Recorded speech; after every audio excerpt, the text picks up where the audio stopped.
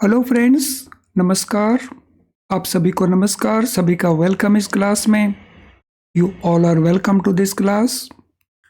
Friends, live class में जितने students already join कर चुके हैं वो कंफर्म करेंगे क्विकली आपका ऑडियो वीडियो एक्सेसिबल है। All students in the live class who have already joined, please confirm quickly your audio video is okay, it is accessible to you. तो कर दीजिए confirm so that we can start the discussion. मैं wait कर रहा हूँ आपके confirmation के लिए। तो जैसे ही आप कंफर्म करेंगे I will be able to start. तो चलें शुरू करते हैं आज का discussion. So chapter 2 module A remittances and LRS का ये चैप्टर है। ये हमारा सेशन इन कॉन्टिन्यूशन है from the previous session. Previous session के अंदर हमने एलआरएस में जो करंट अकाउंट की ट्रांजैक्शन में परमिटेड ट्रांजैक्शन है फॉर रेमिटेंसेस उनको डिस्कस किया था, जिसमें हमने शेड्यूल 1 की ट्रांजैक्शन को, शेड्यूल 2 की ट्रांजैक्शन को डिस्कस कर लिया था। फ्रेंड याद रहे ये हमारी बेस बिल्डिंग क्लासेस हैं।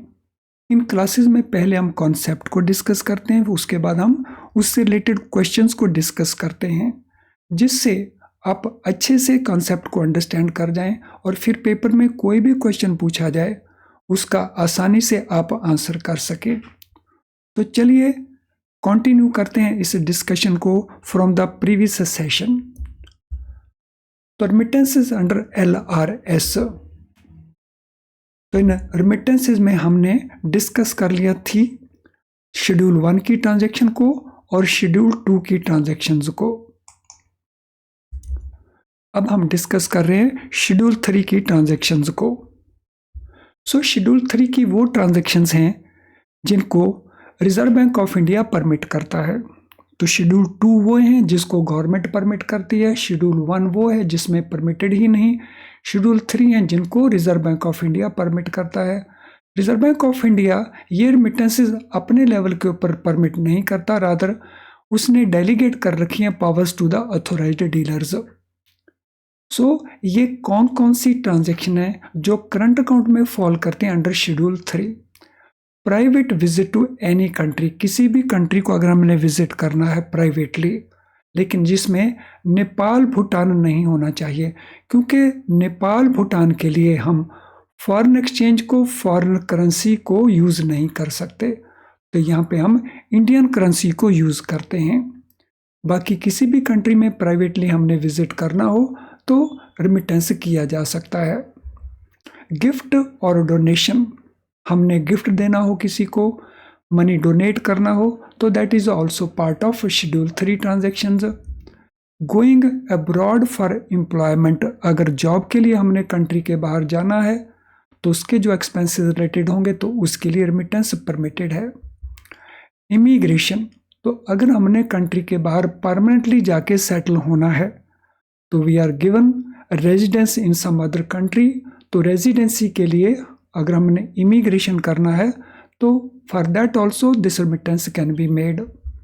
Maintenance of close relative abroad, अगर हमारा कोई क्लोज रिलेटिव अब्रॉड है, जैसे हमारा सन है, हमारे डॉटर हैं, वो एजुकेशन पर्पस के लिए बाहर गए हुए हैं, तो उनकी मेंटेनेंस का खर्चा हो सकता है। क्लोज रिलेटिव में एक बात का ध्यान रखना होगा, क्लोज रिलेटिव के अंदर कौन लोग आएंगे। जो लोग क्लोज रिलेटिव डिफाइन किए हैं कंपनीज एक्ट 2013 के अंदर, उन्हीं को क्लोज रिलेटिव माना जाएगा for the purpose of this remittance. Travel for business purpose bye resident individuals, या अटेंड करने हैं इंटरनेशनल कॉन्फ्रेंसेज या स्पेशलाइज्ड ट्रेनिंग एटसेट्रा है, तो जो बिजनेस के साथ रिलेटेड ट्रैवल्स हैं तो उसके लिए remittance is possible. Accompanying as attendant to a patient going abroad for medical treatment, अगर कोई पेशेंट जा रहा है मेडिकल ट्रीटमेंट के लिए तो उसके साथ जाना है उसको अटेंडेंट के तौर के ऊपर, तो उसके लिए भी ये रेमिटेंस पॉसिबल है। Expenses in connection with medical treatment abroad, किसी ने मेडिकल ट्रीटमेंट करवाना है उसके लिए भी रेमिटेंस पॉसिबल है। अटेंडेंट के तौर के ऊपर जाना है मेडिकल ट्रीटमेंट करवाने वाले पर्सन के साथ, तो वो भी इसी में इंक्लूडेड है। स्टडीज अब्रॉड, तो कंट्री के बाहर जाके स्टडीज करना है तो उसके लिए भी परमिटेड है। Purchase of objects of art subject to foreign trade policy, so foreign trade policy में ऑब्जेक्ट्स ऑफ आर्ट जो परमिटेड हैं, अगर उनको परचेज करना है तो उसके लिए भी ये रिमिटेंस किए जा सकते हैं। इसके अलावा हेल्थ इंश्योरेंस एटसेट्रा है, उनके लिए रिमिटेंस किए जा सकते हैं।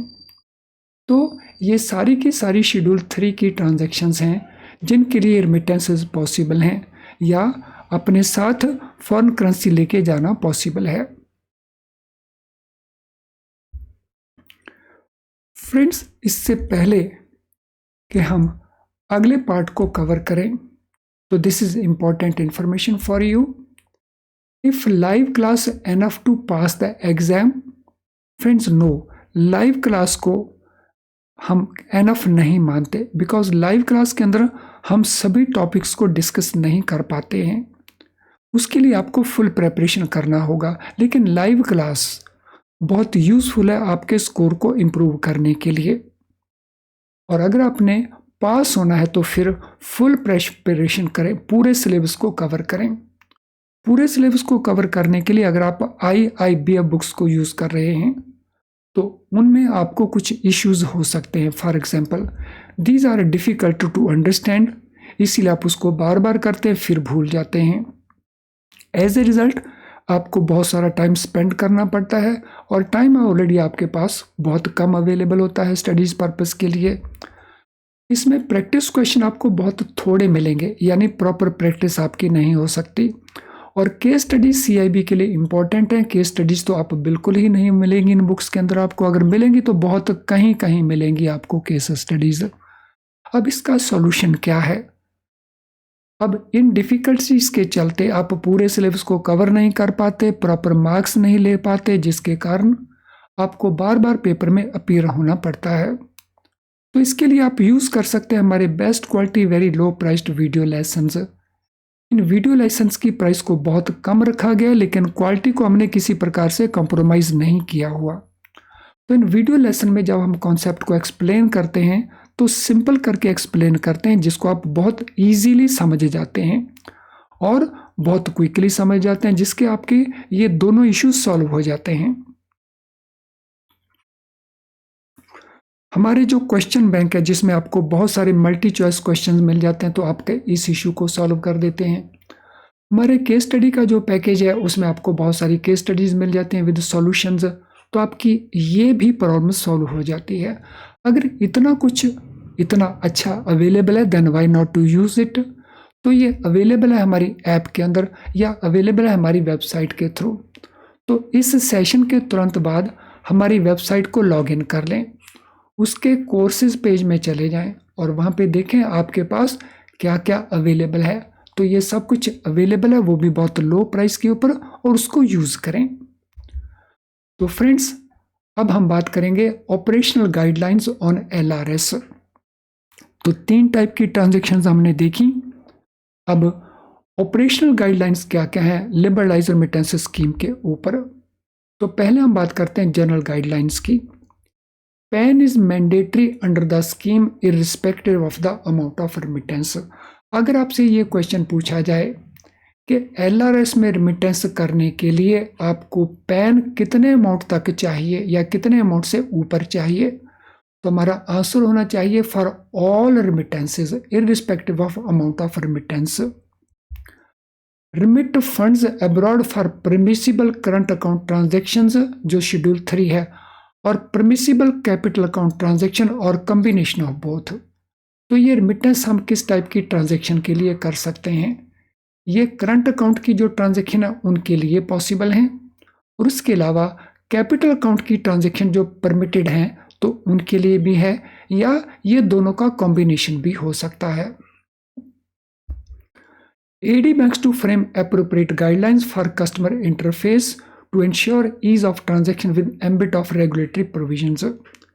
तो ये गाइडलाइंस क्या कहती हैं? ऑपरेटिव गाइडलाइंस कि जो ऑथोराइज डीलर बैंक्स हैं वो एप्रोप्रिएट गाइडलाइंस बनाएंगे, और वो गाइडलाइंस जो ओवरऑल रेगुलेटरी प्रोविजंस हैं, यानी रिजर्व बैंक ऑफ इंडिया की जो ओवरऑल डायरेक्शंस हैं, उनके अंदर वो गाइडलाइंस प्रिपेयर करेंगे और वो कस्टमर इंटरफेस उन गाइडलाइंस के लिए प्रोवाइड करेंगे.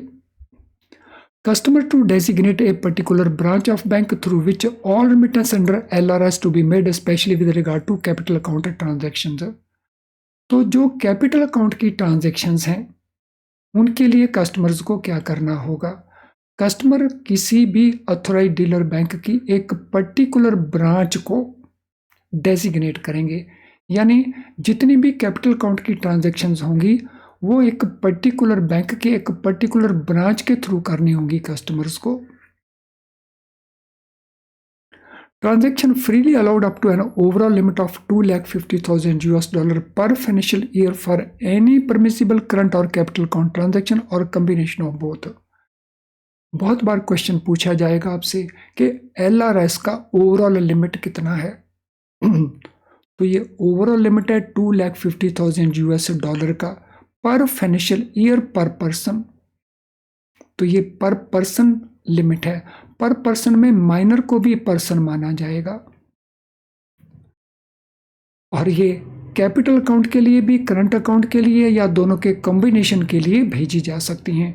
यानी करंट अकाउंट अकेला $250,000, कैपिटल अकाउंट अकेला $250,000, दोनों मिलाकर के टोटल अमाउंट $250,000. यानी इंडिविजुअली भी और कंबाइंड बेसिस के ऊपर ही अमाउंट रहेगा $250,000 per financial year. No restriction on frequency of remittances in a financial year. Financial year के अंदर आप कितने बार ये रेमिटेंसेज करना चाहते हैं, इसके ऊपर किसी प्रकार का कोई रिस्ट्रिक्शन नहीं है. Once remittance of $250,000 is utilized in a financial year, no further remittance is allowed, even if proceeds of investments have been brought back into country in respect of investment abroad. तो अगर हम एक साल के अंदर इतनी रेमिटेंस कर चुके हैं तो उसके बाद उस फाइनेंशियल ईयर में और रेमिटेंसेस हमें परमिट नहीं होंगी. If sole proprietorship firm intends to remit money under LRS by debiting its current account, then eligibility of proprietor in his individual capacity has to be reckoned. तो अगर कोई sole proprietorship firm है, क्योंकि LRS individuals के लिए permitted है, तो sole proprietorship के करंट अकाउंट को अगर डेबिट करना है तो प्रोप्राइटर की एलिजिबिलिटी को देखा जाएगा उसकी इंडिविजुअल कैपेसिटी के अंदर कि क्या ये पैसा रिमिट किया जा सकता है या इसको रिमिट नहीं किया जा सकता. International credit cards, international debit cards and ATM cards, so these can be used for current account transactions.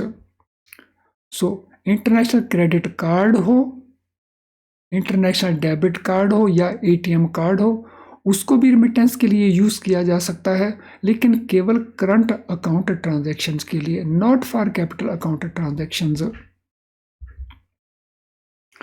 Citizens of a foreign country other than Pakistan and residents in India on account of employment or deputation of specified duration or for specific job or assignment, duration of which does not exceed 3 years, is a resident but not permanently resident.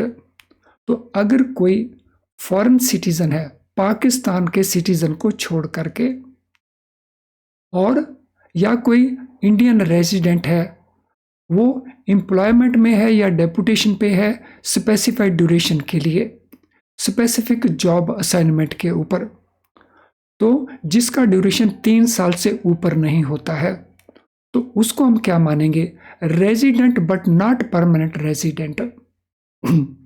तो अगर कोई NRI है तो यहाँ पे हम NRI की बात कर रहे हैं, तो यहाँ हम फॉरेनर की बात कर रहे हैं. अगर कोई NRI है, वो स्पेसिफिक ड्यूरेशन के लिए, स्पेसिफिक जॉब के लिए कोई फॉरेन कंपनी असाइनमेंट देती है उसको, जिसका ड्यूरेशन 3 साल से ज़्यादा नहीं होगा, तो उसको हम क्या कहेंगे? Resident but not permanently resident. इस प्रकार के जो इंडिविजुअल हैं, so they can make remittance under LRS subject to deduction of tax contribution to PF and other deductions. यानी इन लोगों की जैसे सैलरी है,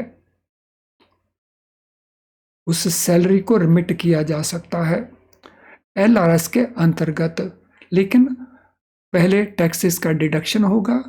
जो कंट्रीब्यूशन है पीपीएफ की वो डिडक्ट होंगी, कोई और डिडक्शन है तो वो भी डिडक्ट होंगी। तो यहाँ पे जो हम रेजिडेंट की बात लिख रहे हैं, तो here we are talking about NRIs. तो या तो वो फॉरेन सिटीजन्स हैं या एनआरआईज हैं। अगर किसी फॉरेन कंपनी की असाइनमेंट के ऊपर वो इस प्रकार से आए हुए हैं तो उनके ऊपर ये कंडीशन एप्लीकेबल रहती है। Any amount in excess of LRS requires prior approval of Reserve Bank of India। अगर अमाउंट LRS की लिमिट से ऊपर है तो फिर रिजर्व बैंक ऑफ इंडिया की परमिशन की जरूरत पड़ेगी। If applicant seeking remittance is a new customer of the bank, AD should carry out due diligence on opening and maintenance of the account। अगर रिमिटेंस करने वाला पर्सन कोई नया customer है बैंक का, तो उस केस में जो ड्यू डिलीजेंस हमने करना है opening and maintenance of account के लिए, वो मैंडेटरी रिक्वायरमेंट रहेगा। AD should obtain bank statement for previous years to satisfy itself about source of funds, और if bank statement is not available, copy of ITAO और ITR so that may be obtained। तो अगर वो नया customer है और remittance करनी चाहता है तो हमने ड्यू डिलीजेंस ओपनिंग के लिए और मेंटेनेंस के लिए तो करनी है। इसके अलावा उसके सोर्सेज ऑफ फंड्स के लिए अपने आप को सेटिस्फाई करने के लिए हमें उसका बैंक स्टेटमेंट लेना होगा। If bank statement is not available तो फिर उसका इनकम टैक्स असेसमेंट ऑर्डर या ITR की कॉपी हम ऑब्टेन करेंगे। Source of funds, examining the statement of account to ensure the previous credit in the account with the transaction summary, STR to be filed if in respect of transaction in the account। अगर कोई हमें संदिग्ध transaction लगती है तो फिर STR file करनी होगी, सस्पिशियस ट्रांजैक्शन रिपोर्ट भेजनी होगी। तो सोर्सेज ऑफ फंड्स के बारे में we have to satisfy our selves. तो ये थी वो डायरेक्शंस, ऑपरेशनल गाइडलाइंस जो LRS के ऊपर बैंकों को फॉलो करनी होंगी। अब बात करेंगे हम डॉक्यूमेंटेशन की। LRS के लिए डॉक्यूमेंटेशन क्या क्या है। RBI does not prescribe documents which should be verified by AD while permitting remittance for various transactions, especially current account transactions। तो रिजर्व बैंक ऑफ इंडिया ने डॉक्यूमेंट्स प्रेस्क्राइब नहीं किए हैं ब्रॉडली, जो अथोराइज डीलर बैंकों ने वेरीफाई करने हैं जब वो परमिट करेंगे रिमिटेंसेस को। जनरली कुछ ऐसे डॉक्यूमेंट्स हैं जो बैंकों को LRS पर्पस के लिए ऑब्टेन करने होंगे। तो ये डॉक्यूमेंट कौन कौन से हैं? सो सबसे पहले है form A2। So form A2 के है तो ये इंफॉर्मेशन प्रोवाइड करता है या डिक्लेरेशन देता है।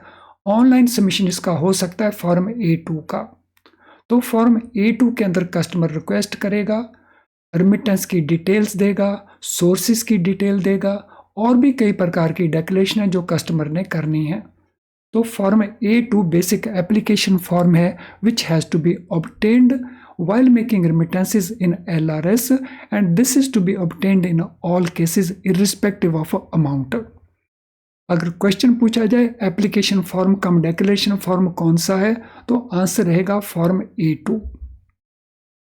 Declaration regarding source of funds, इसी फॉर्म के अंदर ये प्रोविजन है कि जब हम सोर्सेज बताएंगे कि हम जो पैसा रिमिट कर रहे हैं उसका सोर्स क्या है।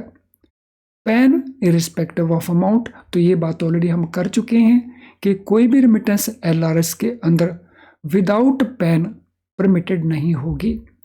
Copy of confirmed ticket and visa if remittance is for travel abroad, तो अगर हम ट्रैवल पर्पस के लिए ये रिमिटेंस ले रहे हैं तो कन्फर्म्ड टिकट और वीज़ा तो दोनों की कॉपी हमें प्रोवाइड करनी होगी। Where services of tour operators are being availed, the tour operator can collect the amount from resident individual either in Indian currency or in foreign currency। तो अगर हम अवेल कर रहे हैं टूर ऑपरेटर की सर्विसेज को, तो उस केस के अंदर जो टूर ऑपरेटर है वो अमाउंट कलेक्ट कर रहेगा रेजिडेंट इंडिविजुअल से इंडियन करेंसी में या फॉरेन करेंसी में। In which case tour operator can open special foreign currency account with a bank in India. तो अगर ये अमाउंट फॉरेन करेंसी में मिलता है तो उस पर्पज़ के लिए जो टूर ऑपरेटर है वो special foreign currency account open कर सकता है with a bank in India. Tax collection at source is applicable in case of release of exchange by tour operators irrespective of threshold limit। तो tour operators के लिए TCS के provisions applicable हैं। इसके अलावा इंडिविजुअल्स के ऊपर भी TCS के प्रोविजंस एप्लीकेबल हैं। फ्रेंड, ये थी हमारे discussion on different type of current account transactions जो हमने पिछले सेशन में डिस्कस की थी और इस सेशन में भी डिस्कस की थी शेड्यूल 3 की ट्रांजैक्शन। इसके अलावा हो गई हमारी ऑपरेशनल गाइडलाइंस और उसके बाद हो गए हमारे डॉक्यूमेंटेशन क्या क्या है। इनके ऊपर बेस्ड जो क्वेश्चंस बनते हैं अब हम क्वेश्चंस को डिस्कस करेंगे। तो चलिए शुरू करते हैं क्वेश्चंस को। Under current account transaction prohibited transactions fall in which schedule of FEMA. तो करंट अकाउंट ट्रांजैक्शन के लिए जो प्रोहिबिटेड ट्रांजैक्शंस हैं वो शेड्यूल 3 में आती हैं, शेड्यूल 2 में आती हैं, शेड्यूल 4 में आती हैं या शेड्यूल 1 फेमा का है उसमें आती हैं। तो हमने बतानी है वो प्रोहिबिटेड ट्रांजैक्शंस जो डिटेल हमने डिस्कस किया था वो किस शेड्यूल में आती हैं। Prohibited transactions so they are covered in schedule 1। तो वो शेड्यूल 1 की ट्रांजैक्शंस हैं। For a number of transaction under current account category central government permission is required if transaction is part of schedule 3, schedule 1, schedule 4 या schedule 2। कई सारी transaction है current account category के अंदर जहां सेंट्रल गवर्नमेंट के डिपार्टमेंट की परमिशन चाहिए।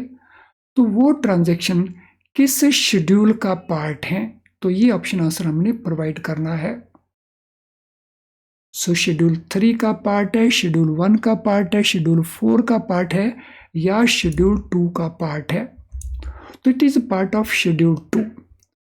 Prohibited schedule 1 and central government permission वाली schedule 2। Which of the following remittance fall in prohibited category. इनमें कौन सी रेमिटेंस है जो प्रोहिबिटेड कैटेगरी में फॉल करती है यानी शेड्यूल 1 में फॉल करती है। Call back service at telephone, band magazine, purchase of FCC by Indian company abroad, ad in foreign print media. तो ऑप्शन हमारे पास है ऑल द 4, 1 2 3 ओनली, 1 3 4 ओनली या 3 and 4 ओनली। तो देखिए इनमें से प्रोहिबिटेड कैटेगरी में कौन कौन सी जाती हैं।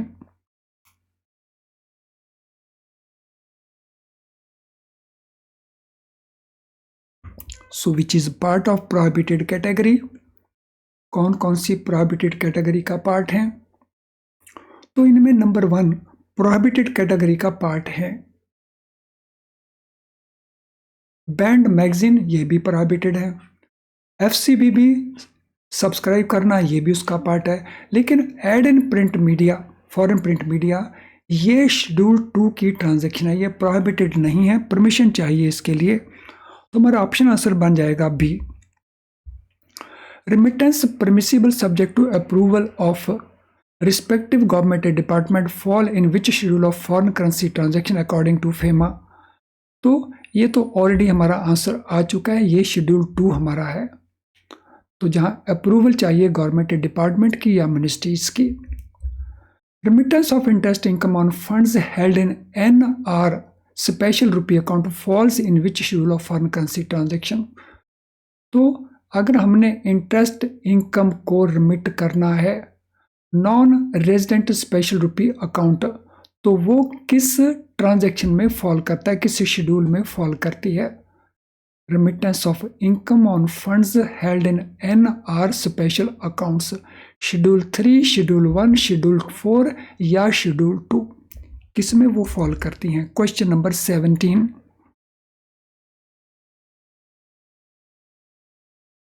तो किस में फॉल करती हैं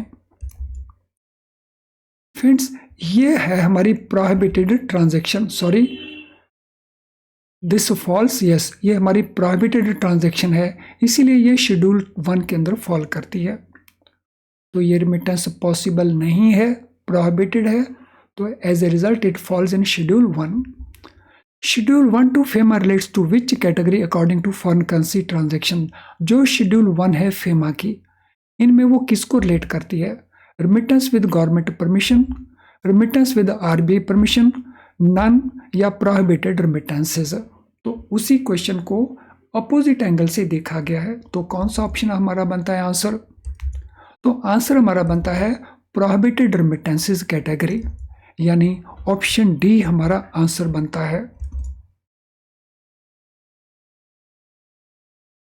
फ्रेंड्स, हम क्लास को कंटिन्यू करेंगे, लेकिन आज के सेशन से रिलेटेड अगर आपका कोई भी क्वेश्चन हो तो उस क्वेश्चन को आप इस वीडियो के कमेंट बॉक्स के अंदर टाइप कर सकते हैं। तो इस वीडियो का जो कमेंट बॉक्स है, तो वहाँ पे आप अपने क्वेश्चन को टाइप कर सकते हो। तो वहाँ पर आप उसको टाइप कर दीजिए, हम सूटेबली वहीं पे उसको आंसर कर देंगे। अगर आपकी कोई जनरल क्वेरी है तो ये हमारा ईमेल आईडी है, तो उस क्वेरी को आप यहाँ पे पोस्ट कर सकते हैं। आज का सेशन अगर आपको यूजफुल लग रहा है तो आप इसे लाइक ज़रूर कर देना, क्योंकि आपका लाइक करना मीन्स यूट्यूब इस सेशन को और बहुत सारे स्टूडेंट्स को अपने लेवल के ऊपर दिखाने की कोशिश करेगा। यानी लाइक करके हम बहुत सारे स्टूडेंट्स की हेल्प कर रहे होते हैं। इसका लिंक शेयर अगर आप करते हैं अपने व्हाट्सएप पेज के ऊपर या फेसबुक पेज के ऊपर, तो और बहुत सारे स्टूडेंट्स इसका बेनिफिट ले सकेंगे। हमारे जो नोटिफिकेशंस हैं, आपकी कई क्लासेस मिस हो रही हैं। अगर आपकी क्लासेस मिस हो रही हैं, आपको नोटिफिकेशंस नहीं मिलते, तो दैट मीन आपने सब्सक्राइब नहीं किया है चैनल को। तो बेल आइकन के साथ अगर आप चैनल को सब्सक्राइब कर देते हैं तो हमारी सारी नोटिफिकेशन आपको कॉन्टिन्यूसली मिलती रहेंगी। तो चलें अब हम अगले क्वेश्चन के ऊपर चलते हैं। Remittance for maintenance of close relative abroad fall in which schedule of foreign currency transactions. अगर क्लोज रिलेटिव्स की मेंटेनेंस के लिए हमने रिमिटेंस करनी है तो वो किस शेड्यूल में फॉल करते हैं? शेड्यूल 1, शेड्यूल 4, शेड्यूल 3 या शेड्यूल 2? सो क्या आंसर रहेगा क्वेश्चन नंबर 19 के लिए? What shall be answer for question number 19?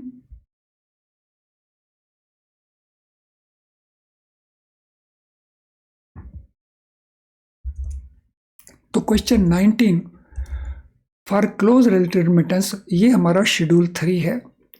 तो ऑप्शन सी हमारा आंसर बन जाएगा। Remittance of prize money, sponsorship of sports activities abroad by person other than international, national, state level sports bodies where amount involves exceed how much are allowed by Department of Youth Affairs and Sports, Ministry of HRD। तो हमने बताना है ये amount अगर इतने exceed करता हो तो फिर इस अप्रूवल की ज़रूरत पड़ेगी। $50,000, $75,000, $1,00,000 या $1,25,000।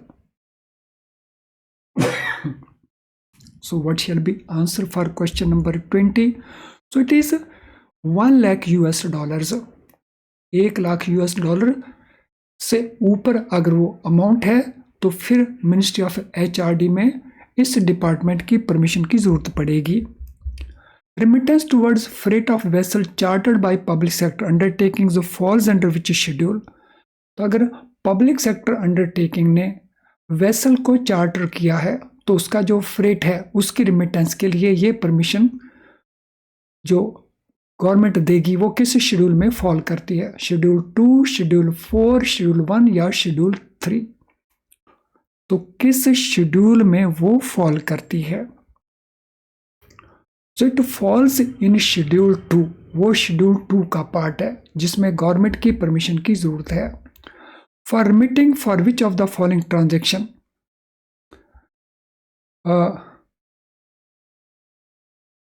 डोनेशंस के लिए, एम्प्लॉयमेंट अब्रॉड के लिए, एमिग्रेशन के लिए, remittance towards cultural tours does not require government approval.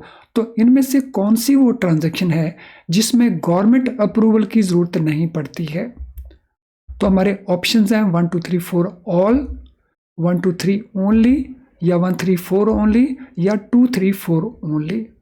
तो किसके लिए गवर्नमेंट की अप्रूवल की ज़रूरत नहीं पड़ती है? हमने उस ट्रांजैक्शन के बारे में बताना है। डोनेशंस के लिए, एम्प्लॉयमेंट के लिए, इमिग्रेशन के लिए या रेमिटेंस टूवर्ड्स कल्चरल टूर्स। तो इनमें से कौन सी रेमिटेंस के लिए गवर्नमेंट की अप्रूवल की ज़रूरत नहीं है? Question number 22। तो अप्रूवल जो नहीं चाहिए वो डोनेशंस के लिए नहीं चाहिए, एम्प्लॉयमेंट अब्रॉड के लिए नहीं चाहिए, एमिग्रेशंस के लिए नहीं चाहिए, क्योंकि ये शेड्यूल 3 की ट्रांजैक्शन है। जो रेमिटेंस नंबर 4 है वो शेड्यूल 2 की ट्रांजैक्शन है। तो हमारा ऑप्शन आंसर बन जाएगा B, 1, 2, 3 only. Friends, I am sure ये सेशन आपको बहुत यूजफुल रहा होगा। तो चलिए अब इस सेशन को हम वाइंड अप करते हैं। इसी प्रकार से डिस्कशन हम और एस्पेक्ट्स के ऊपर और सेशन में करते रहेंगे। तो लगातार क्लासेस को वॉच करिए ताकि आपको इनका बेनिफिट मैक्सिमम मिल सके। Thank you friends and all the best.